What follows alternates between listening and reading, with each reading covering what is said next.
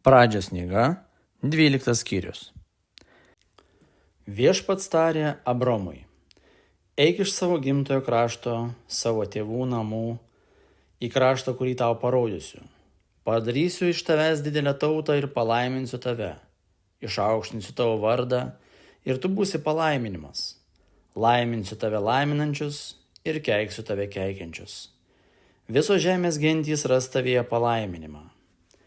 Abromas išėjo, kaip viešpats jiems buvo liepęs, ir Lotas ėjo drauge su juo. Abromas buvo 75 metų, kai paliko Haraną. Abromas pasiėmė savo žmoną Sarają, brolio sūnų Lotą, visus turtus, kuriuos buvo sukaupęs, ir visus žmonės, kuriuos buvo Harane įsigijęs. Jie leidosi į Kanaano kraštą ir į Kanaano kraštą atkeliavo. Tarpai sustodamas, Abromas per Kanaano kraštą keliavo iki pat Morės ąžuolo vietovės prie Sichemo. Tuomet krašte buvo kanaaniečiai. Viešpats pasirodė Abromui ir tarė: šį kraštą duosiu tavo palikuonims. Ten Abromas pastatė jam pasirodžiusiam viešpačiui aukurą. Iš čia jis pajudėjo kalnų link į rytus nuo Betelio ir pasistatė savo palapinę. Į vakarus nuo jos buvo Betelis, o į rytus Ajas. Ir čia pastatė aukurą ir vardu šaukėsi viešpaties. Po to Abromas tarpai sustodamas keliavo Negebo link. Krašte kilo badas.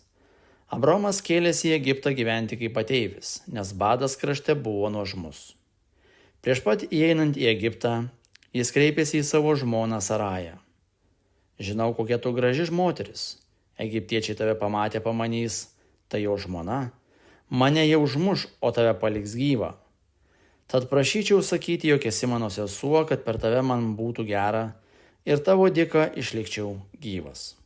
Abromui įėjus į Egiptą, egiptiečiai matė, kad moteris buvo labai graži.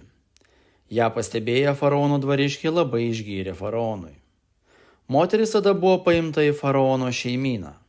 Per ją Abromui gerai sekėsi.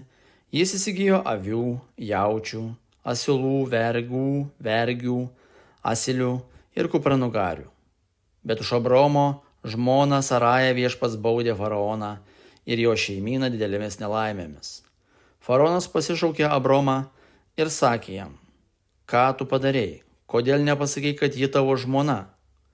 Kodėl sakei, ji mano sesuo? Aš paėmiau ją už žmoną, o dabar štai tavo žmona. Pasiimk ir išeik. Faraonas davė savo vyrams nurodymų, ką daryti, ir tie išvarė jį draugė su žmona ir viskuo, ką turėjo.